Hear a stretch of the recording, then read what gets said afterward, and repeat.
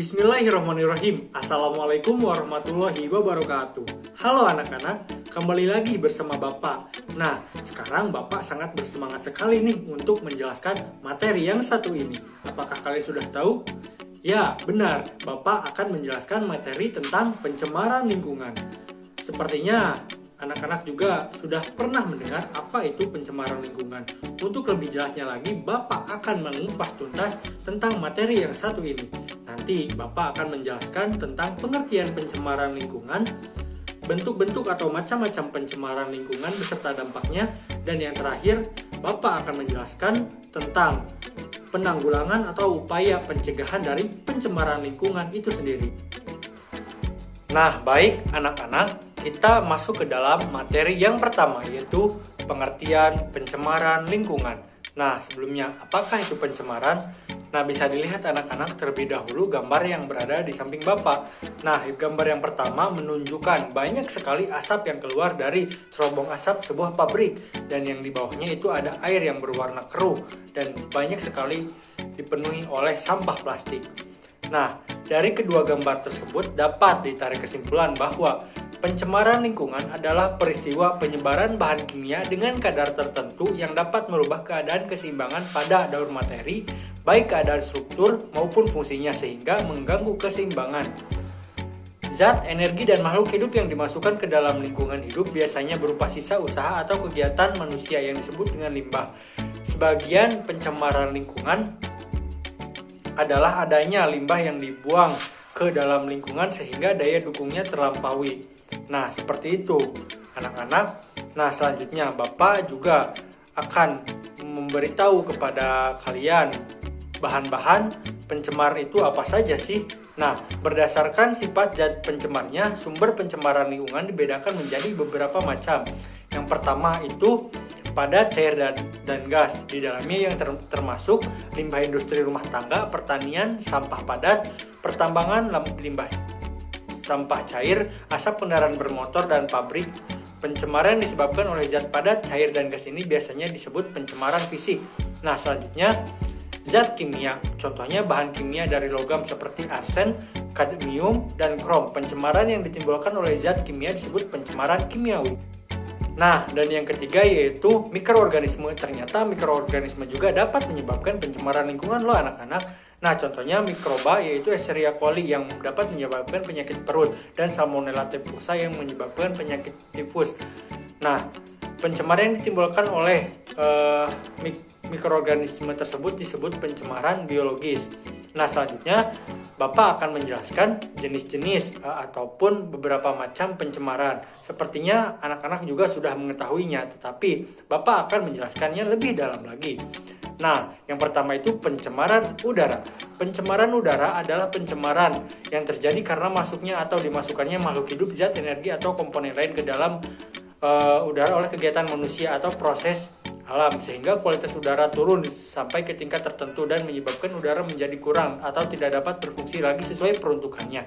Nah, pencemaran udara ini disebabkan oleh asap kendaraan bermotor, asap kendaraan bermobil, asap kendaraan yang lainnya, dan tentunya disebabkan oleh asap-asap pabrik, asap-asap kebakaran hutan, dan tentunya rokok juga termasuk ya.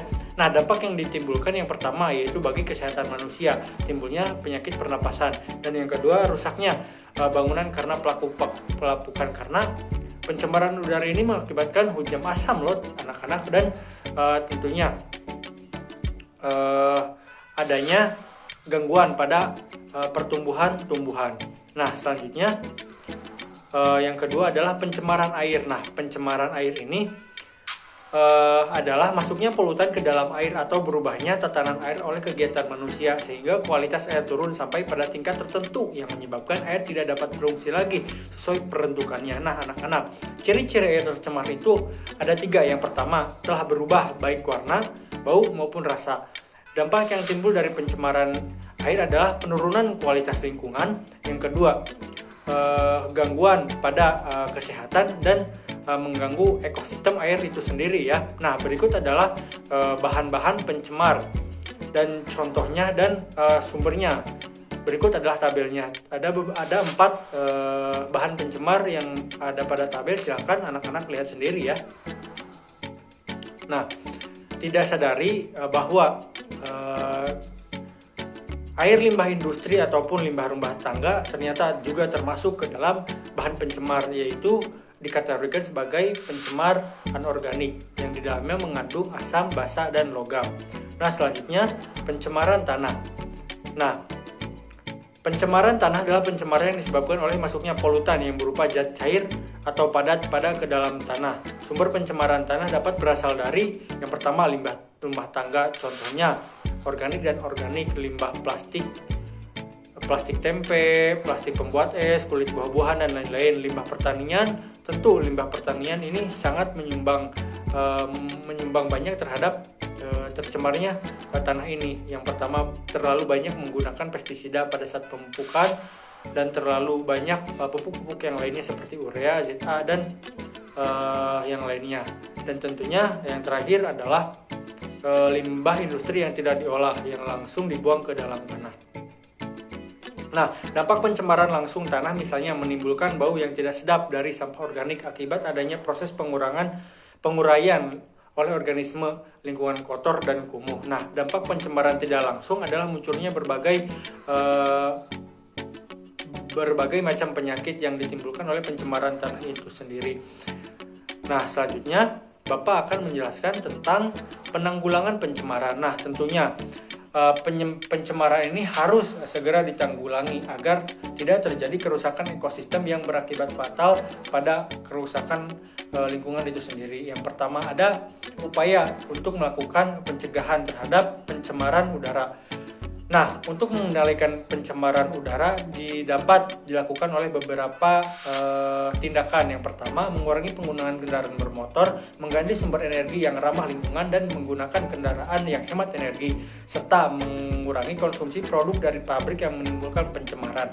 Nah, selain upaya pencegahan, pencemaran udara juga dapat ditanggulangi dengan cara atau menggunakan atau menambah alat bantu, contohnya pada pabrik. Nah, di pabrik ini sangat menyumbang banyak sekali gas karbon dioksida ya.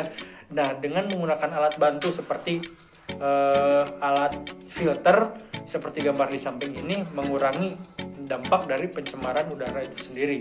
Nah, selanjutnya penanggulangan pencemaran air. Nah, pengolahan limbah air bertujuan untuk menetralkan air dari bahan-bahan tersuspensi dan terapung, menguraikan bahan organik biodegradable, meminimalkan bakteri patogen, serta memperhatikan estetika dan lingkungan. Pengolahan air limbah dapat dilakukan sebagai berikut.